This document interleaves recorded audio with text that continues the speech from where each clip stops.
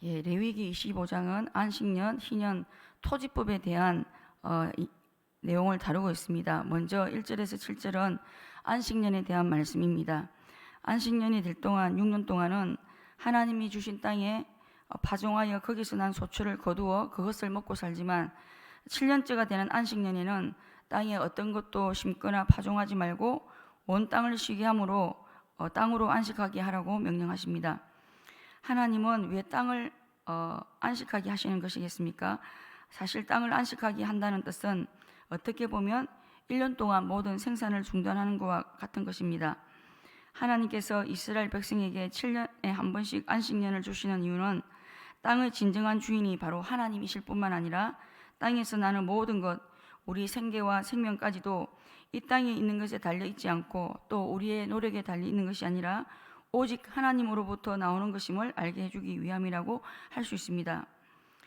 그리고 6년 동안 종이나 노예처럼 신분이 낮고 노동력을 가장 많이 착취당하는 사회적 약자들에게 진정한 쉼과 안식을 주시기 위해서라고 할 수 있습니다. 하나님께서 사회적 약자들을 쉬게 하시지 않으시면 하나님께서 또 이런 노동 시스템에 간섭하지 않으시면 우리는 우리 자신의 탐욕을 더 많이 채우기 위해 자신에게 뿐만 아니라 사회적 약자들에게 지나친 노동력을 강요하고 또 힘을 행사하고 심지어는 그들의 인권까지도 파괴해가며 확대할 가능성을 가진 자들입니다. 우리 자신들은 또 어떻습니까? 더 많은 것을 가지고 싶은 탐욕을 채우기 위해 하나님께서 주신 그 안식마저도 탐욕의 시간으로 보낼 때가 있습니다. 우리가 쉬는 시간에도 하나님께서 일하심을 신뢰할 때 우리는 진정한 쉼과 안식을 누릴 수가 있는 것입니다. 그런데 7년째의 안식년을 지키는 일은 쉬운 일이 아닐 것입니다. 20절 말씀처럼 만일 우리가 7째에 심지도 못하고 소출도 거두지도 못하며 무엇을 먹으리요? 사실 아무것도 안 심으면 인간적으로 생각할 때 정말 거둘 게 없을 것만 같습니다.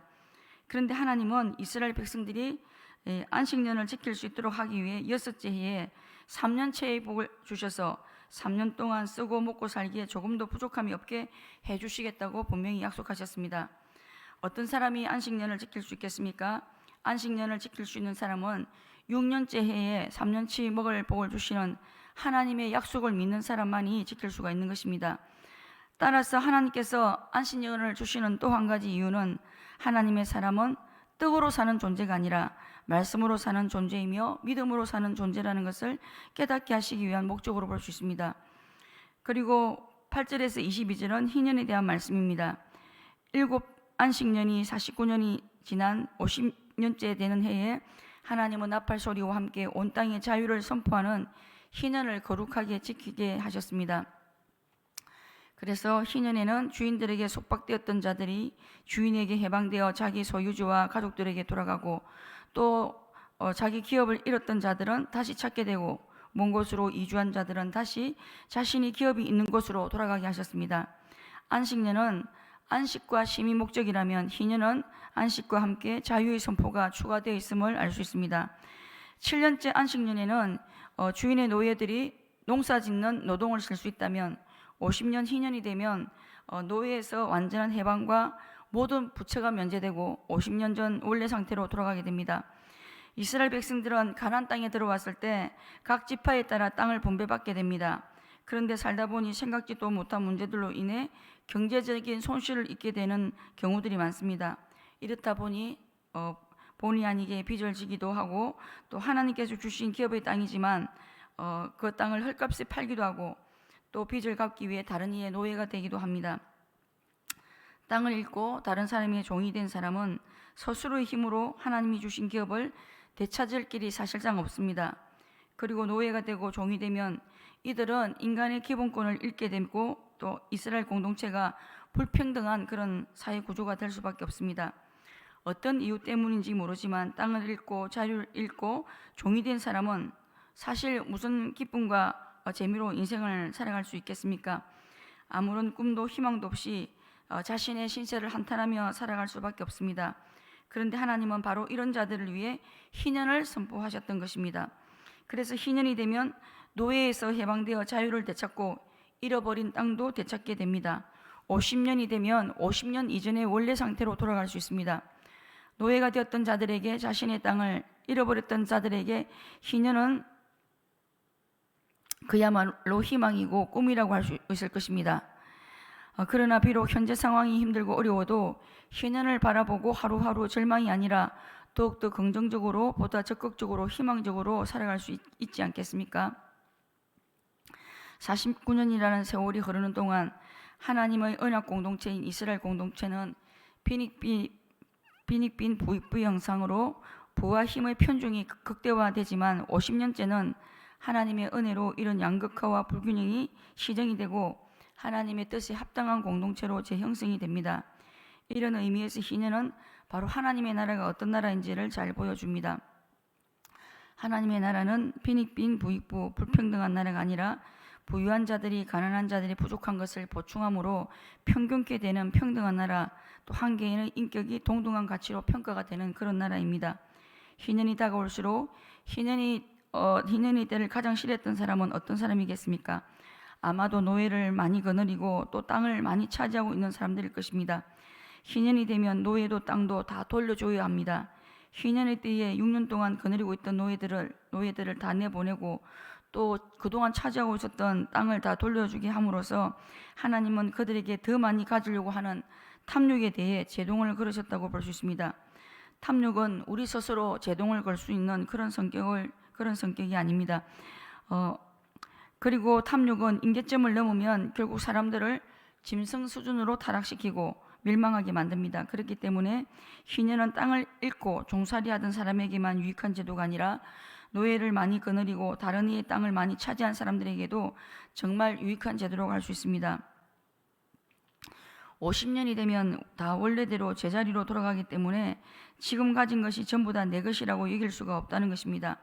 하나님은 희년을 통해 땅의 원래의 주인은 바로 하나님 자신이시고 우리는 잠시 거주하는 무상 거주자라는 사실을 깨닫게 하시는 것입니다. 하나님께서 희년을 제정하신 가장 큰 이유는 예수님을 통해 죄인들에게 주어지는 은혜의 해를 보여주시려는 그런 상징적인 의미가 크다고 볼 수 있습니다. 이사야 61장 2절에는 은혜의 해가 나옵니다. 이 은혜의 해에는 가난한 자, 마음이 상한 자, 포로된 자, 옥에 갇힌 자와 슬픔 있는 자들이 기쁨과 찬송하는 삶을 살게 된다고 말씀합니다. 누가복음 4장 18절에서 19절에서는 이 은혜의 해가 바로 예수님에 의해서 전파되고 성취되고 있음을 말씀합니다. 주의 성령이 내게 임하셨으니 이는 가난한 자에게 복음을 전파하게 하시려고 내게 기름을 부으시고 나를 보내사 포로된 자에게 자유를, 눈먼 자에게 다시 보게 함을 전파하며 눌린 자를 자유롭게 하고 주의 은혜의 해를 전파하게 하려 하심이라. 희년 중의 희년은 죄와 죽음과 사탄의 속박으로부터의 자유입니다. 죄와 사탄에게 얽매여 종노릇하던 우리가 예수님으로 인해 자유케 되고 하나님의 원래 형상으로 회복이 되고 우리의 기업을 다시 회복하는 희년의 은혜를 누리게 되었던 것입니다. 누가 희년을 가장 많이 기대하고 기다리겠습니까? 땅을 가장 많이 잃어버린 사람, 종살이가 너무 힘든 사람이라고 할 수 있을 것입니다. 누가 희년의 때에 가장 많이 기뻐할 수 있겠습니까? 역시 땅을 가장 많이 잃어버렸다가 다시 찾은 사람, 가장 힘든 종살이에서 벗어난 사람이라고 할 수 있을 것입니다. 이들이 희년을 경험했을 때 얼마나 기뻐했겠습니까? 죄의 종이었던 우리는 예수 그리스도로 말미암아 주어진 희년을 얼마나 기뻐하고 있는지 오늘 말씀을 통해서 돌아볼 수 있어야겠습니다. 그리고 23절에서 34절은 토지법에 대한 말씀입니다.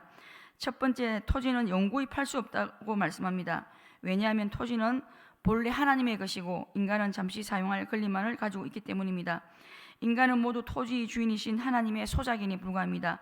두 번째는 가난한 형제의 토지를 가까운 친척이 기업을 물으라고 말씀합니다. 가난한 형제가 경제적인 형편이 어려워 기업 중 일부를 팔았다면 가까운 친척이 그것을 되사서 형제에게 돌려주는 법입니다. 기업을 무르는 제도를 제정하신 이유는 토지는 영구히 팔 수 없다는 하나님의 원칙을 지키도록 하시기 위해서이고, 또 한 가지는 가까운 친척이 빠른 시일 내에 기업을 물음으로 인해 가난 때문에 토지를 잃어버린 형제를 빨리 회복시켜서 가난에서 빨리 벗어나도록 하기 위해서라고 볼 수 있습니다. 만약 기업 물을 사람이 없는 경우라면 희년 제도를 통해 결국 회복시키셨던 것입니다. 하나님은 희년 때까지 자신의 백성이 가난으로 고통받는 것을 원치 않으실 정도로 가난하고 약한 자들에 대한 관심과 사랑이 많으신 분이심을 볼 수 있습니다. 마지막으로 레위기 25장 35절에서 38절은 가난한 형제들을 우리가 어떻게 대해야 하는지에 대해서 말씀하고 있습니다. 너무 가난해서 빈손을 가진 형제가 곁에 있으면 못 본 채 하지 말고 도와주고 같이 사는 동거인처럼 함께 생활하라고 말씀하시고, 가난한 형제들에게 이자나 이익을 취하기 위해 돈이나 양식을 꾸어줘서는 안 된다고 말씀합니다. 그리고 꾸어줄 때는 계산하지 말고 꾸어주라고 말씀하고 있습니다. 사랑은 기브 앤 테이크가 아니라는 것입니다. 가난한 형제에게 돈을 꾸어주면 꾸어주는 사람의 입장에서는 이자나 이익을 취할 수 없기 때문에 수입이 발생하지 않을 수가 있습니다. 그러나 하나님의 말씀대로 순종하기만 하면 하나님께서 직접 이자를 계산해 주신다고 말씀하고 계십니다. 잠언 11장 25절, 구제를 좋아하는 자는 풍족하여 질 것이요 남을 윤택하게 하는 자는 자기도 윤택하여 지리라. 잠언 19장 17절 말씀, 가난한 자를 불쌍히 여기는 것은 여호와께 구워드리는 것이니 그의 선행을 그에게 갚아주시리라. 오늘 우리는 우리 주변에 있는 가난한 자들, 사회적 약자들에 대해서 어떤 마음가짐과 태도를 가지고 있습니까? 우리 주변에 있는 가난한 자들, 사회적 약자를 두신 이유는 그들을 통해 우리가 하나님께 구워드리는 그런 복을 받게 하기 위해서라는 사실을 잊어서는 안 되겠습니다. 말씀을 맺겠습니다. 안식년과 희년, 토지법과 가난한 형제에 대한 규례들, 이와 같은 하나님의 모든 법들은 사실은 우리를 향하신 하나님의 긍휼하심과 사랑에서 출발한다는 사실을 알 수 있습니다. 하나님의 법이 때로는 우리에게 속박과 구속으로 다가올 때가 있습니다. 그러나 하나님의 법 아래에 흐르고 있는 우리를 향하신 하나님의 사랑과 은혜를 알게 된다면 우리는 하나님의 복과 규례, 말씀들을 더욱더 사랑하는 마음으로 자원함으로 순종할 수 있을 것입니다. 예수님은 죄 때문에 사탄에게 팔렸던 우리를 위해 십자가에서 죽으심으로 우리를 위한 기업을 물으시고 잃어버렸던 우리의 모든 기업들을 되찾아 주셨습니다. 우리가 먼저 기업 물을 자의 은혜를 입었기에 우리 가족이나 친척, 이웃들이 어려움을 겪고 있을 때 넉넉한 마음으로 기업 물을 자의 책임을 감당할 수 있어야 하겠습니다. 말씀을 생각하시면서 기도하시고